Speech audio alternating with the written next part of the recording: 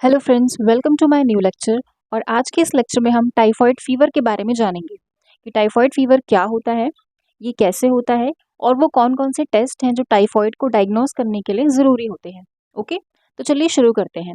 देखिए, टाइफॉइड जो है ये एक बैक्टीरियल इन्फेक्शन होता है, यानी कि ये इन्फेक्शन आपको एक बैक्टीरिया की वजह से होता है और उस बैक्टीरिया का नाम है साल्मोनेला टाइफी और साल्मोनेला पैराटाइफी। जनरली जो साल्मोनेला टाइफी होता है वो मोर सीवियर इन्फेक्शन कॉज करता है साल्मोनेला पैराटाइफी के कंपैरिजन में, यानी कि साल्मोनेला टाइफी जो है वो ज़्यादा डेंजरस है। ओके, देखिए, टाइफॉइड फीवर को हम एंट्रिक फीवर के नाम से भी जानते हैं। क्यों? क्योंकि एंट्रिक का मतलब होता है इंटेस्टाइन, यानी कि हमारा गट, और ये बैक्टीरिया जो होता है ये हमारे इंटेस्टाइन में रह के वहाँ पे इन्फेक्शन कॉज करता है। इसलिए इस बैक्टीरिया से होने वाले टाइफॉइड फीवर को हम एंट्रिक फीवर भी कहते हैं। ठीक है। अच्छा, अब ये जो बैक्टीरिया होता है इसलिए इसको एंटोबैक्टीरियसी फैमिली में भी डाला जाता है। एंटोबैक्टीरियसी फैमिली का मतलब कि ऐसे बैक्टीरिया जो इंटेस्टाइन में रहते हैं उनको हम एंटोबैक्टीरियसी फैमिली में इंक्लूड करते हैं। जैसे कि साल्मोनेला हो गया, क्लेप्सिला, शिगेला, प्रोटियस, इकोलाई, ये सारे एंटोबैक्टीरियसी फैमिली से बिलोंग करते हैं। अब क्योंकि साल्मोनेला भी क्या है, इंटेस्टाइन में ही रहता है, गट में रहता है, इसलिए इसको भी एंटोबैक्टीरियसी फैमिली में डाला गया है। ओके, नेक्स्ट है मोड ऑफ ट्रांसमिशन, यानी कि ये इन्फेक्शन कैसे फैलता है। रूट ऑफ कॉज क्या है। देखिए, सबसे कॉमन है फीकल ओरल रूट के थ्रू, यानी मल से मुंह तक का संक्रमण, क्योंकि जो भी टाइफॉइड से इन्फेक्टेड पर्सन होता है उसके स्टूल और यूरिन में ये बैक्टीरिया पाया जाता है। अब अगर आप कोई भी कंटामिनेटेड फूड या वाटर इनटेक करते हैं जिसमें ये बैक्टीरिया प्रेजेंट है तो आपको ये इन्फेक्शन भी ईजिली हो जाएगा। फॉर एग्जाम्पल, आप इन्फेक्टेड ऑलरेडी हैं टाइफॉइड से, आप वॉशरूम गए, आपने स्टूल पास किया और आपने अपना हाथ ठीक से नहीं धुला और जो फीसिस है वो आपके हाथ में ही लगा रह गया। अब और उसी हाथ से आप कुकिंग कर रहे हैं, सर्व कर रहे हैं फूड, तो जो भी वो खाना खाएगा उसको भी टाइफॉइड का इन्फेक्शन हो जाएगा इसलिए। ठीक है। या कोई भी आप कंटामिनेटेड वाटर इनटेक करते हैं जिसमें वो बैक्टीरिया प्रेजेंट है तो भी पर्सन को इन्फेक्शन होने के चांसेस हैं।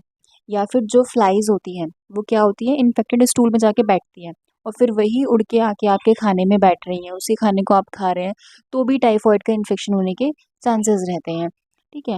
फोर्थ चीज़, कुछ लोग कैरियर होते हैं, यानी कि उनके पास वो बैक्टीरिया उनकी बॉडी में होता है बट उनको कोई सिम्टम्स शो नहीं होते हैं। ओके, तो ऐसे लोग भी बहुत जल्दी इन्फेक्शन फैलाते हैं। इसमें एक फेमस केस भी था टाइफॉइड मैरी का। उसमें क्या था, एक विमेन थी जिसका नाम था मैरी मेलन।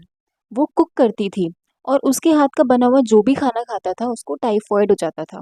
तो ये चीज़ समझ नहीं आ रही थी कि ये हो कैसे रहा है। तो बाद में पता लगा कि एक तो वो इन्फेक्टेड ऑलरेडी है, तो जब भी वो स्टूल पास करने जाती थी तो वो अपने हाथ ठीक से वॉश नहीं करती थी, तो जो फीसेस होते थे वो उसके हाथों में ही लगे रह जाते थे। और जब उसी हाथ से वो कुक करती थी, सर्व करती थी, तो जो भी वो खाना खाता था उसको टाइफॉइड हो जाता था। ठीक है। तो इसके बाद से फिर उसको आइसोलेशन में रख दिया गया ताकि और लोगों को ना फैले टाइफॉइड, और इसलिए उसको टाइफॉइड मैरी के नाम से भी जाना जाता है।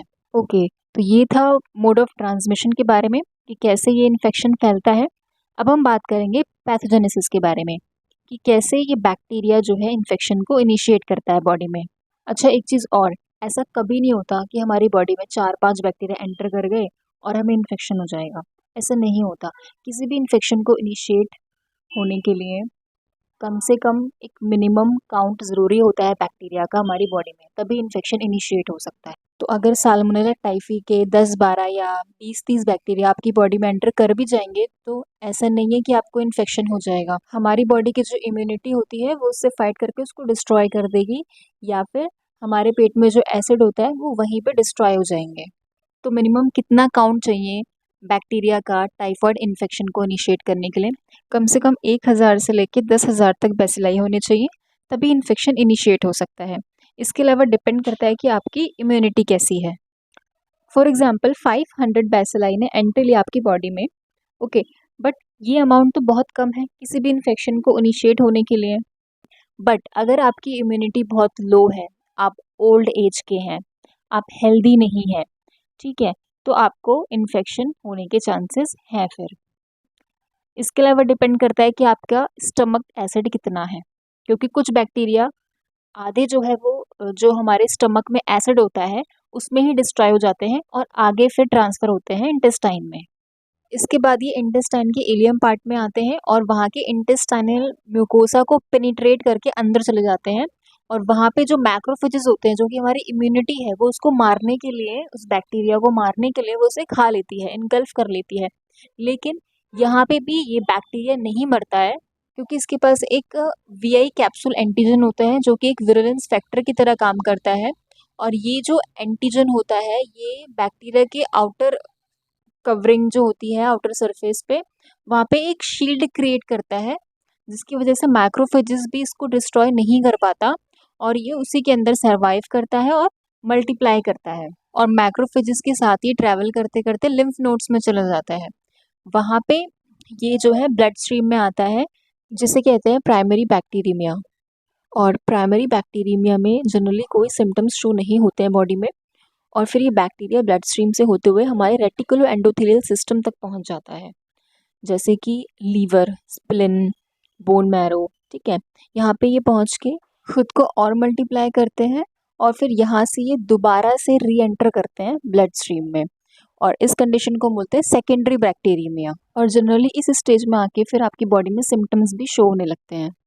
इसमें से कुछ बैक्टीरिया ऐसे हैं जो लीवर से निकल के फिर बाइल में एक्सक्रीट होते हैं और ये इंटेस्टाइन में फिर दोबारा जाते हैं और री इन्फेक्शन करते हैं जिसकी वजह से इंटेस्टाइन में लीजन्स डेवलप हो जाते हैं और अल्सरेशन की कंडीशन देखने को मिलती है।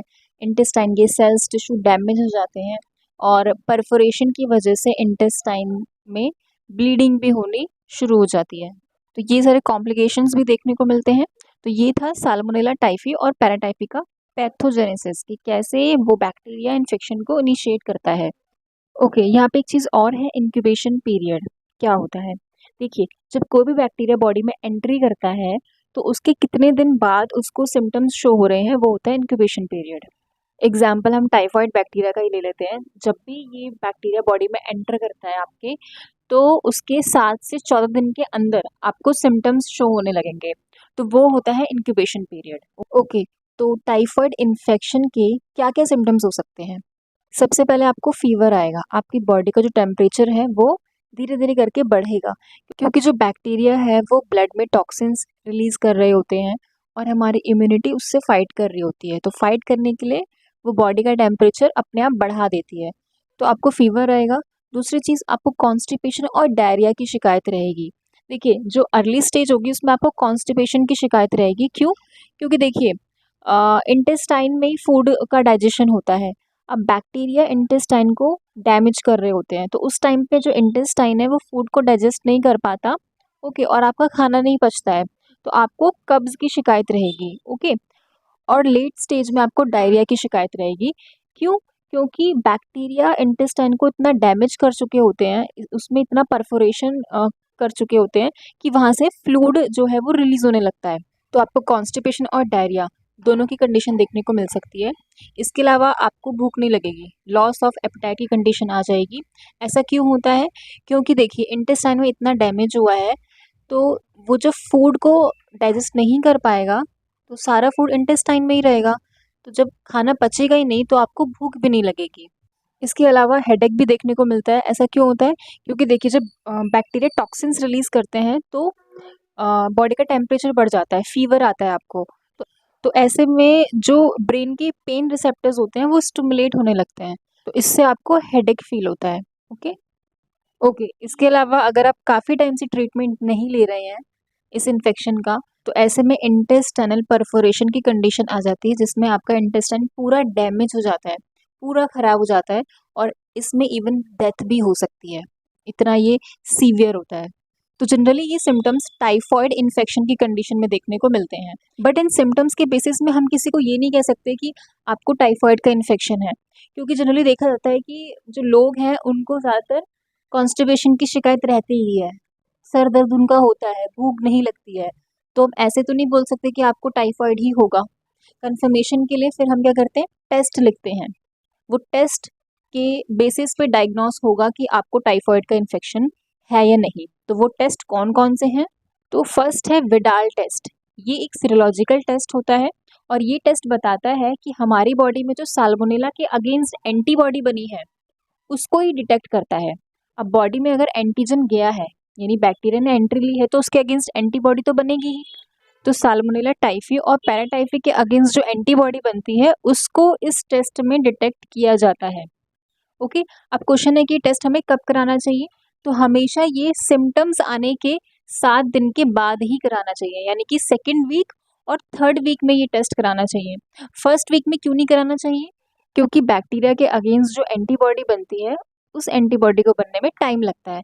तो आप फर्स्ट वीक में कराएंगे अगर ये टेस्ट तो फॉल्स नेगेटिव आने के चांसेस हैं, इसलिए हमेशा सिम्टम्स आने के सेकेंड और थर्ड वीक में आपको विडाल टेस्ट करवाना है। सेकेंड जो टेस्ट है वो है टाइफॉइड रैपिड कार्ड टेस्ट। इसमें भी जनरली एंटीबॉडीज को डिटेक्ट किया जाता है, IgG एंटीबॉडी और IgM एंटीबॉडी। अगर आपने पढ़ा है तो आपको पता होगा कि जो IgM एंटीबॉडी होती है वो रिसेंट और एक्यूट इन्फेक्शन को बताती है। ओके, और जो IgG एंटीबॉडी होती है वो पास्ट के इन्फेक्शन और रिकवरी स्टेज को बताती है। और इस टेस्ट को भी सिम्टम्स आने के 5 से 7 दिन में कराना चाहिए, उससे पहले नहीं।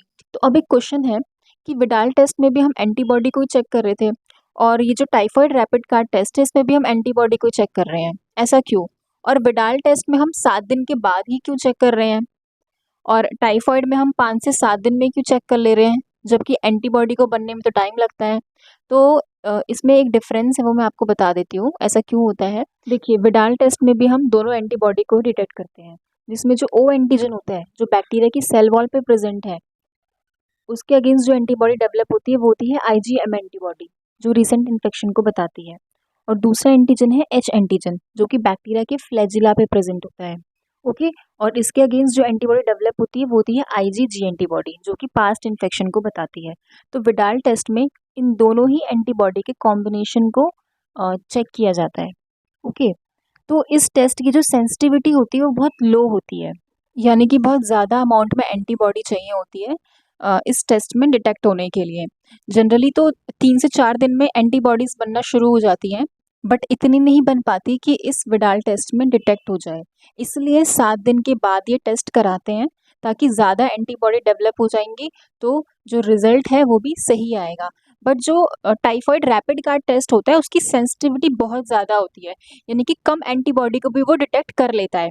इसीलिए जो टाइफॉइड रैपिड कार्ड टेस्ट है उसको हम 4 से 7 दिन में आप करवा सकते हैं। इसके बाद तीसरा जो टेस्ट है वो है ब्लड कल्चर टेस्ट। इसमें कोई एंटीबॉडी नहीं, इसमें डायरेक्ट बैक्टीरिया को ही डिटेक्ट किया जाता है और ये इन्फेक्शन होने के आप फर्स्ट वीक में करा सकते हैं आराम से। गोल्ड स्टैंडर्ड टेस्ट है और बेस्ट टेस्ट होता है अर्ली डायग्नोसिस के लिए। फोर्थ टेस्ट है यूरिन कल्चर टेस्ट, क्योंकि कभी कभी बैक्टीरिया जो है वो यूरिन में भी आ जाता है, तो ये भी सपोर्टिव टेस्ट है और ये इन्फेक्शन होने के 2 से 3 हफ्ते में पॉजिटिव आता है। फिफ्थ है स्टूल कल्चर। इसमें क्या है कि स्टूल से बैक्टीरिया को डिटेक्ट किया जाता है। इसमें जनरली जो लोग बिना सिम्टम्स के इन्फेक्शन को स्प्रेड करते हैं, यानी कि कैरियर स्टेट, तो उस कंडीशन के लिए भी हेल्पफुल होता है स्टूल कल्चर, और ये भी जनरली 2 to 3 वीक्स में कराना चाहिए। तो आज के इस लेक्चर में हमने टाइफॉइड के बारे में जाना कि क्या होता है, कैसे होता है, मोड ऑफ ट्रांसमिशन क्या है, पैथोजेनेसिस क्या है, कौन कौन से टेस्ट हैं जो टाइफॉइड के डायग्नोसिस के लिए ज़रूरी होते हैं। तो ये सारी चीज़ें हमने आज के इस लेक्चर में कवर करी बेसिक सी। तो अगर आपको मेरी वीडियो पसंद आए तो प्लीज़ मेरी वीडियोस को लाइक करिए, सब्सक्राइब करिए और अपने फ्रेंड्स के साथ भी शेयर करिए। मिलते हैं नेक्स्ट वीडियो में। Thank you.